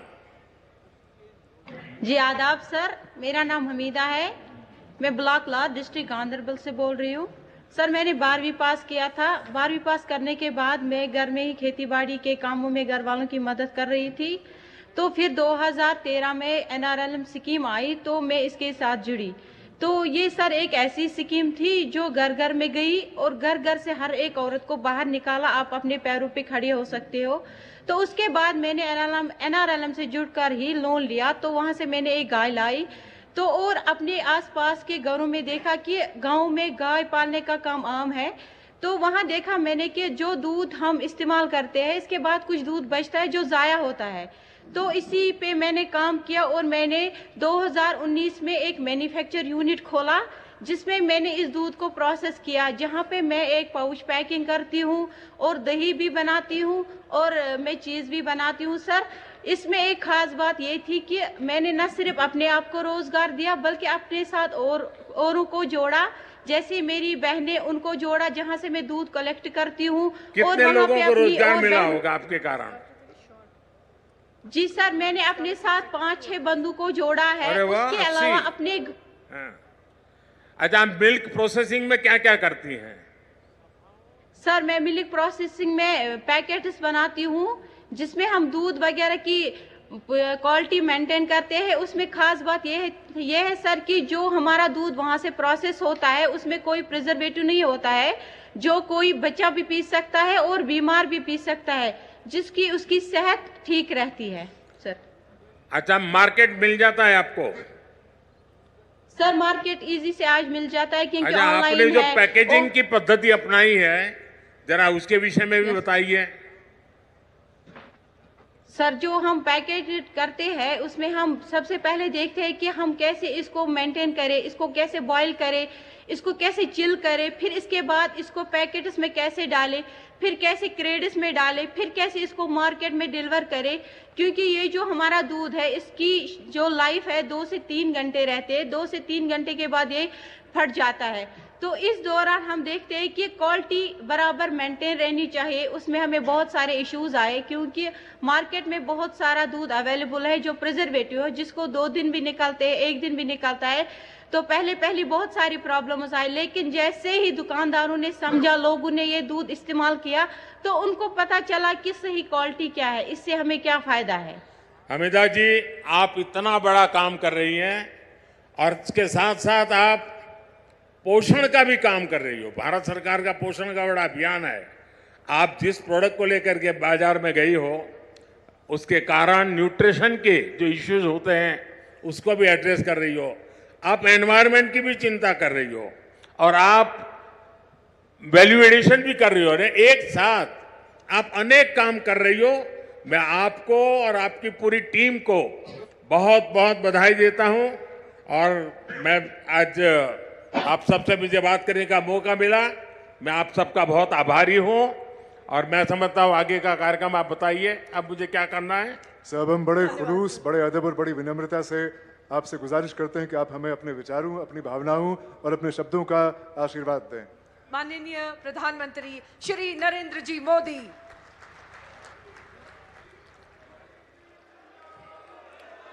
जम्मू कश्मीर के लेफ्टिनेंट गवर्नर श्रीमान मनोज सिन्हा जी,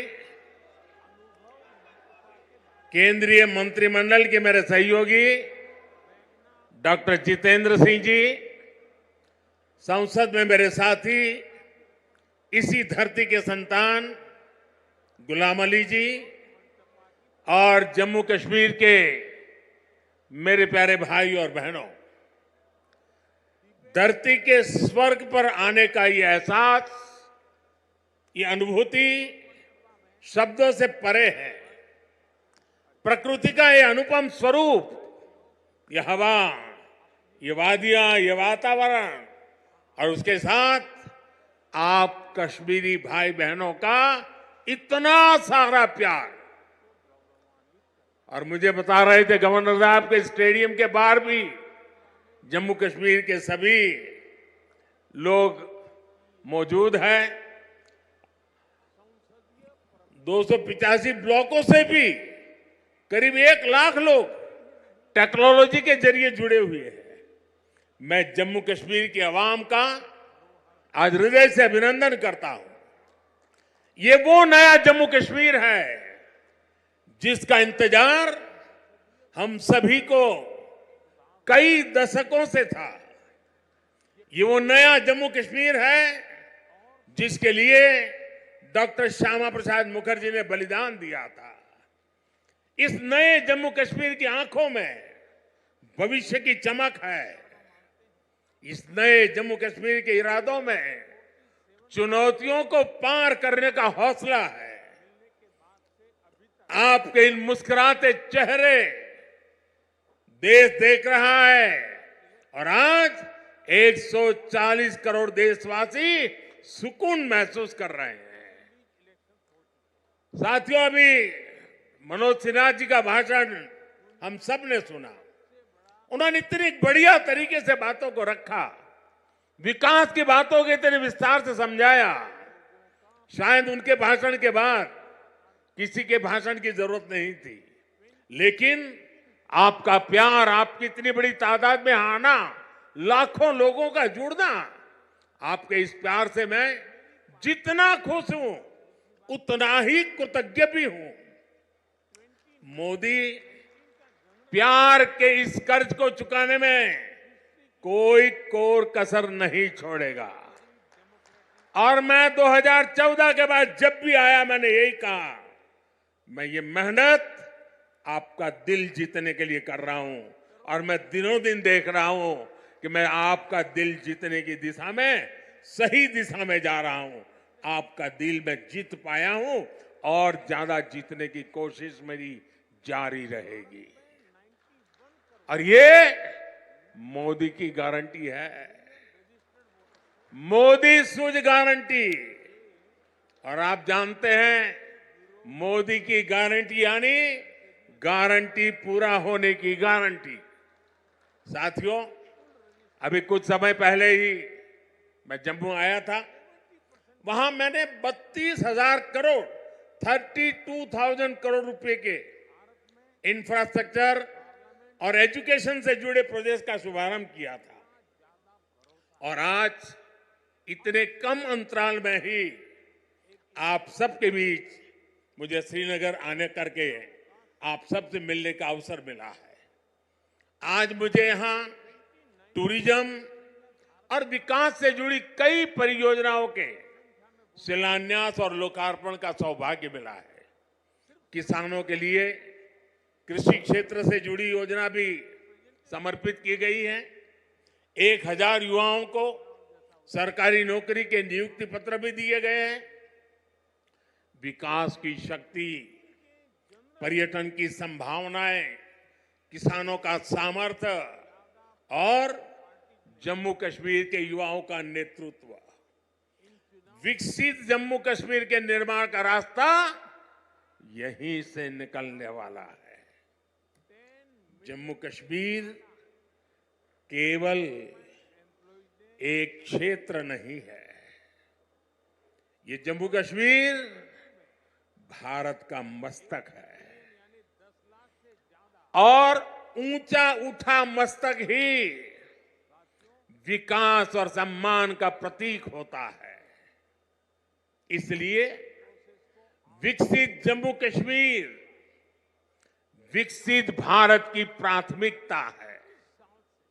साथियों, एक जमाना था जब देश में जो कानून लागू होते थे वो जम्मू कश्मीर में नहीं लागू हो पाते थे। एक जमाना था जब गरीब कल्याण की योजनाएं पूरे देश में लागू होती थी, लेकिन जम्मू कश्मीर के मेरे भाई बहन उनका लाभ उनको नहीं मिलता था। और अब देखिए वक्त ने कैसे करवट बदली है। आज यहां श्रीनगर से आपके साथ ही पूरे भारत के लिए भी योजनाओं का आरंभ हुआ है। आज श्रीनगर जम्मू कश्मीर ही नहीं, पूरे देश के लिए पर्यटन की नई पहल कर रहा है। इसलिए जम्मू कश्मीर के अलावा देश के 50 से ज्यादा और शहरों से भी हमारे साथ लोग अभी जुड़े हुए हैं। देश भी आज श्रीनगर से जुड़ा हुआ है। आज यहां से स्वदेश दर्शन योजना के तहत 6 परियोजनाएं देश को समर्पित की गई है। इसके अलावा स्वदेश दर्शन स्कीम के अगले चरण का भी शुभारंभ हुआ है। इसके तहत भी जम्मू कश्मीर समेत देश के अन्य स्थानों के लिए करीब 30 परियोजनाओं की शुरुआत की गई है। आज प्रसाद योजना के तहत 3 परियोजनाओं का लोकार्पण हुआ है। 14 और परियोजनाओं को भी लॉन्च किया गया है। पवित्र हजरत बल दरगाह में लोगों की सहूलियत के लिए जो विकास कार्य हो रहे थे वो भी पूरे हो चुके हैं। सरकार ने 40 से ज्यादा ऐसी जगहों की पहचान भी की है जिन्हें अगले 2 वर्ष में टूरिस्ट डेस्टिनेशन के तौर पर विकसित किया जाएगा। आज देखो अपना देश पीपल्स चॉइस अभियान भी लॉन्च किया गया है। इससे एक बहुत बड़ा अनूठा अभियान है।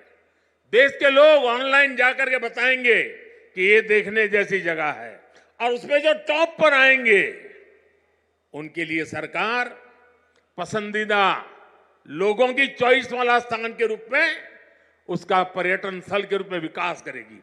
ये जन भागीदारी से निर्णय होगा। आज से प्रवासी भारतीयों को जो दुनिया में रहते हैं ना, क्योंकि मेरा उनसे आग्रह है कि आप डॉलर पाउंड लाओ या न लाओ, लेकिन कम से कम 5 परिवार जो बिन भारतीय हैं उनको हिंदुस्तान देखने के लिए भेजो। और इसलिए आज प्रवासी भारतीयों को भारत आने के लिए प्रोत्साहित करना, उनके दोस्तों को प्रोत्साहित करना, और इसलिए चलो इंडिया अभियान शुरू हो रहा है। इस अभियान के तहत चलो इंडिया वेबसाइट के द्वारा दूसरे देशों में रहने वाले लोगों को भारत आने के लिए प्रेरित किया जाएगा। इन योजनाओं और अभियानों का बहुत बड़ा लाभ जम्मू कश्मीर के आप लोगों को मिलना ही मिलना है। और मैं तो आपको मालूम है एक और मकसद लेके काम कर रहा हूं। मैं जो भी टूरिस्ट इंडिया के भी निकलते हैं ना, उनको कहता हूं आप जाइए, लेकिन एक काम मेरा भी करिए। और मेरा क्या काम है? मैं उनको कहता हूं कि आप यात्रा का जो टोटल बजट होगा उसमें से कम 5-10% बजट आप जहां जाते हैं वहां से लोकल कोई न कोई चीजें खरीदे, ताकि वहां के लोगों को आय हो, उनका रोजगार बढ़े, और तभी टूरिज्म बढ़ता है। सिर्फ आए देखे चले गए नहीं चलेगा। आपको 5%, 10% कुछ खरीदना चाहिए। आज मैंने भी खरीदा। श्रीनगर आए, एक बढ़िया चीज देखी, मन कर गया, मैंने भी ले लिया। और इसलिए मैं इसके साथ इकोनॉमी का बड़ा मजबूत बनाना चाहता हूं। साथियों, इन योजनाओं से यहां पर्यटन उद्योगों का भी विकास होगा, रोजगार के नए अवसर होंगे। मैं जम्मू कश्मीर के मेरे भाई बहनों को इन विकास कार्यों के लिए बधाई देता हूं। और अब मैं एक नए क्षेत्र के लिए आपको आह्वान करता हूं। जैसे फिल्म शूटिंग के लिए ये क्षेत्र बड़ा पसंदीदा क्षेत्र रहा है। अब मेरा दूसरा मिशन है मेड इन इंडिया। शादी हिंदुस्तान में करो। हिंदुस्तान के बाहर जो शादी करने के लिए अनाप शनाप रुपये डॉलर खर्च करके लोग आते हैं, जी नहीं, मेड इन इंडिया। अब कश्मीर और जम्मू के लोग, हमारे श्रीनगर के लोग, अब हमें मेड इन इंडिया के लिए लोगों को शादी के लिए यहां आने का मन कर जाए और यहां के पर बुकिंग करे, यहां 3 दिन 4 दिन बारात लेकर के आए, धूमधाम से खर्चा करे, यहां के लोगों को रोजी रोटी मिलेगी। उस अभियान को भी मैं बल दे रहा हूं।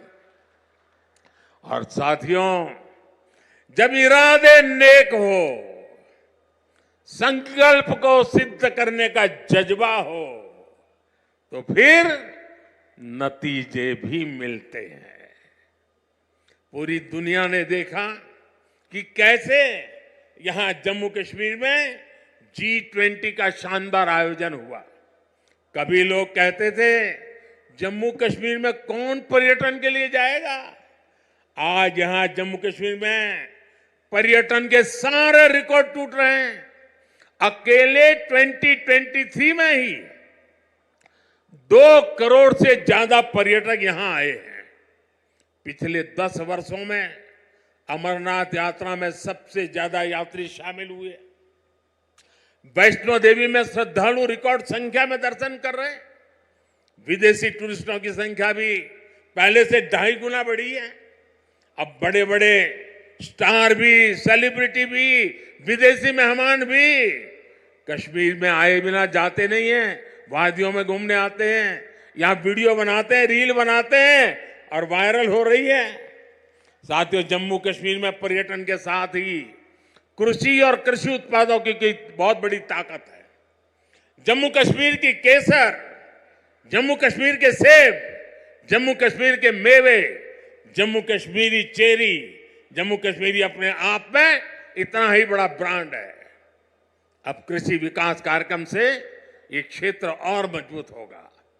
5,000 करोड़ रुपए के इस कार्यक्रम से अगले 5 वर्षों में जम्मू कश्मीर के कृषि सेक्टर में अभूतपूर्व विकास होगा। विशेष तौर पर बागवानी और पशुधन के विकास में बहुत मदद मिलेगी। और अभी बहन हमीदा से जब मैं बात कर रहा था, पशुपालन को कैसी ताकत मिलने वाली है, ये बहन हमीदा से हम सीख सकते हैं। इससे रोजगार के भी हजारों नए अवसर तैयार होंगे। यहां किसानों के खातों में भारत सरकार ने करीब 3,000 करोड़ रुपए किसान सम्मान निधि के तौर पर सीधे भेजे हैं। फलों और सब्जियों को ज्यादा समय तक सुरक्षित रखने के लिए जम्मू कश्मीर में स्टोरेज क्षमता भी काफी बढ़ाई गई है। कुछ दिन पहले ही दुनिया की सबसे बड़ी भंडारण स्कीम शुरू की गई है। इसके तहत जम्मू कश्मीर में भी अनेकों नए गोदाम बनाएंगे। साथियों, जम्मू कश्मीर आज तेज रफ्तार से विकास के मार्ग पर आगे बढ़ रहा है। यहाँ के लोगों को एक नहीं बल्कि दो एम्स की सुविधा मिलने जा रही है। एम्स जम्मू का उद्घाटन हो चुका है और एम्स कश्मीर पर तेजी से काम चल रहा है। 7 नए मेडिकल कॉलेज, 2 बड़े कैंसर अस्पताल स्थापित किए गए हैं। आईआईटी और आईआईएम जैसे आधुनिक शिक्षा संस्थान भी बने हैं। जम्मू कश्मीर में 2 वंदे भारत ट्रेनें भी चल रही है। श्रीनगर से संगलदान और संगलदान से बारामूला के लिए ट्रेन सेवा शुरू हो चुकी है। कनेक्टिविटी के विस्तार से जम्मू कश्मीर में आर्थिक गतिविधियां तेज हुई है। जम्मू और श्रीनगर को स्मार्ट सिटी बनाने के लिए इंफ्रास्ट्रक्चर के नए प्रोजेक्ट भी लाए जा रहे हैं।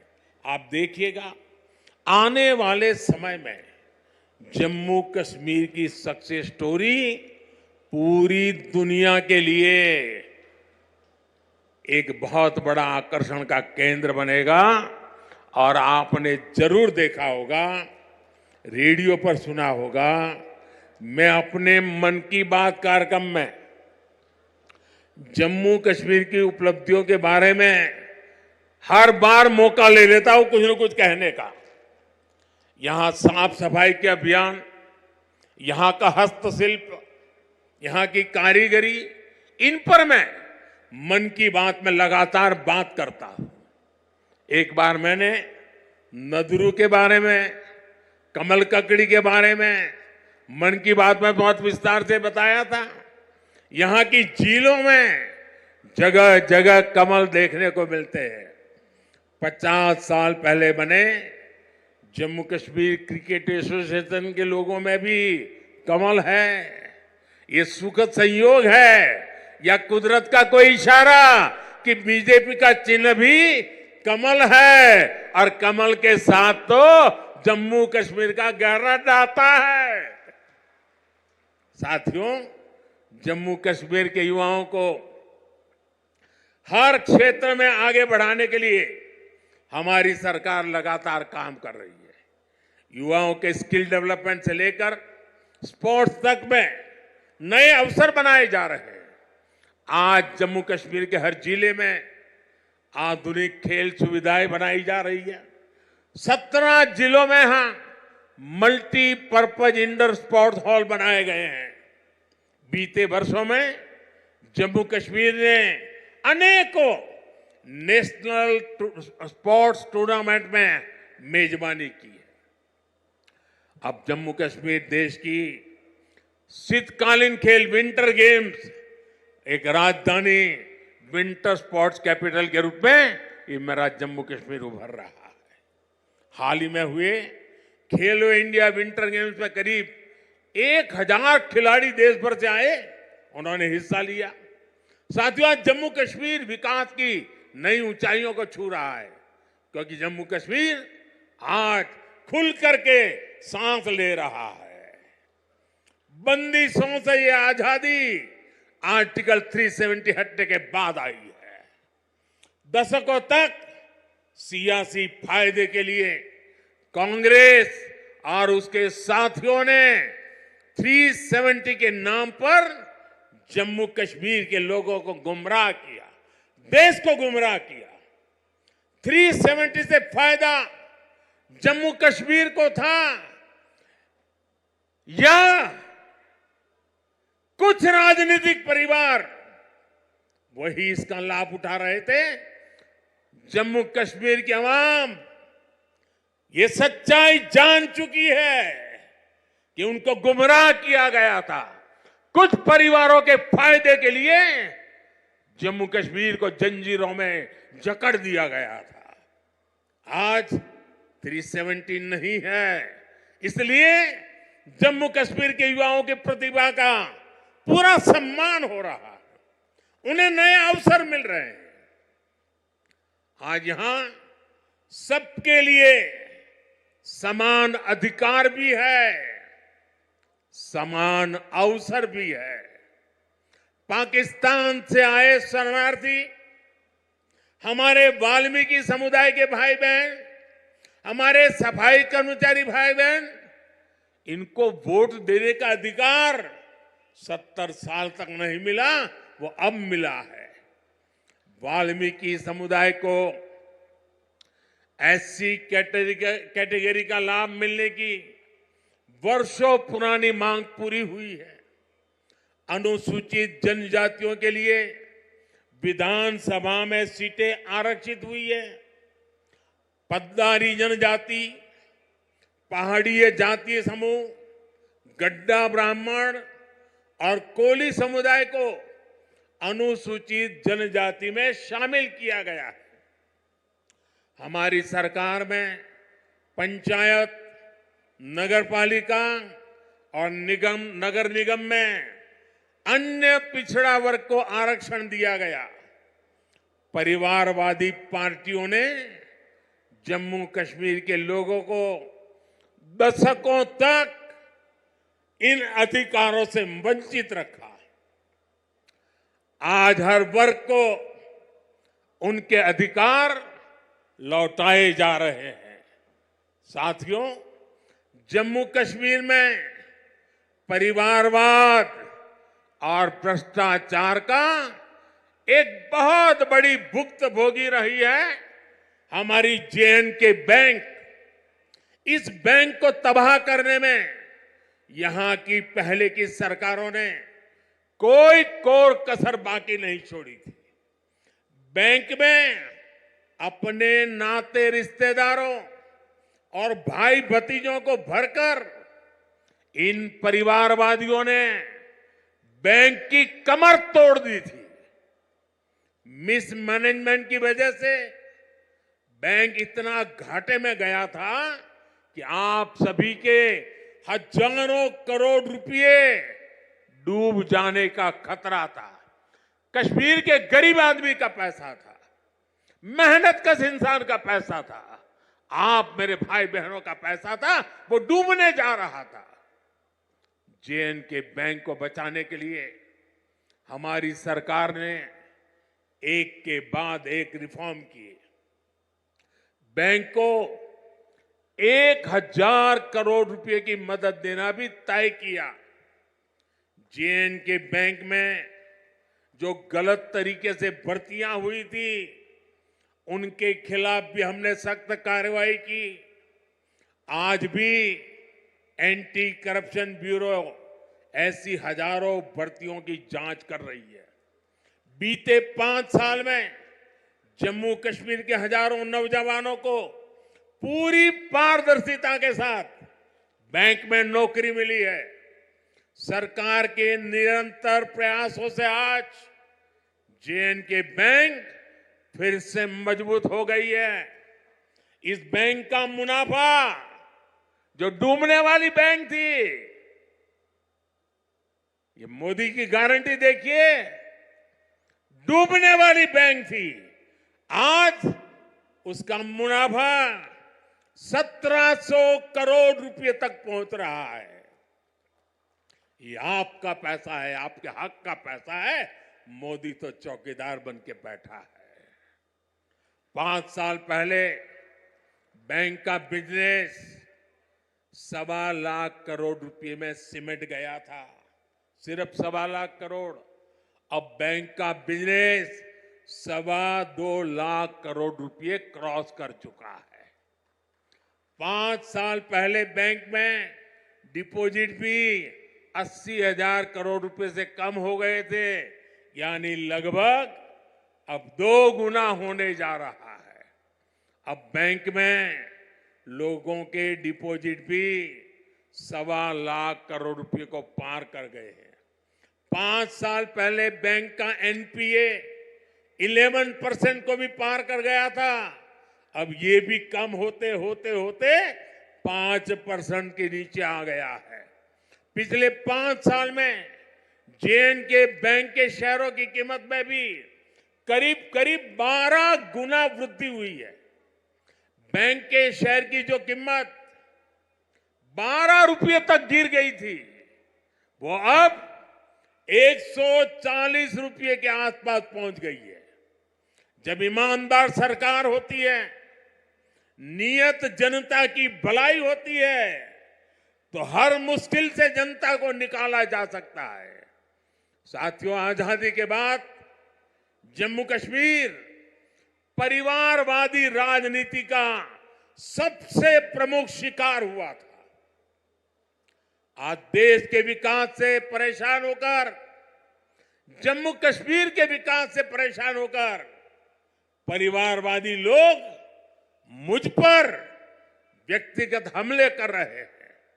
ये लोग कह रहे हैं कि मोदी का कोई परिवार नहीं है, लेकिन इन्हें देश इनको करारा जवाब दे रहा है। देश के लोग हर कोने में कह रहे हैं, मैं हूं मोदी का परिवार, मैं हूं मोदी का परिवार। मैंने जम्मू कश्मीर को भी हमेशा अपना परिवार माना है। परिवार के लोग दिल में रहते हैं, मन में रहते हैं। इसलिए कश्मीरियों के दिल में भी यही है कि मैं हूं मोदी का परिवार, मैं हूं मोदी का परिवार।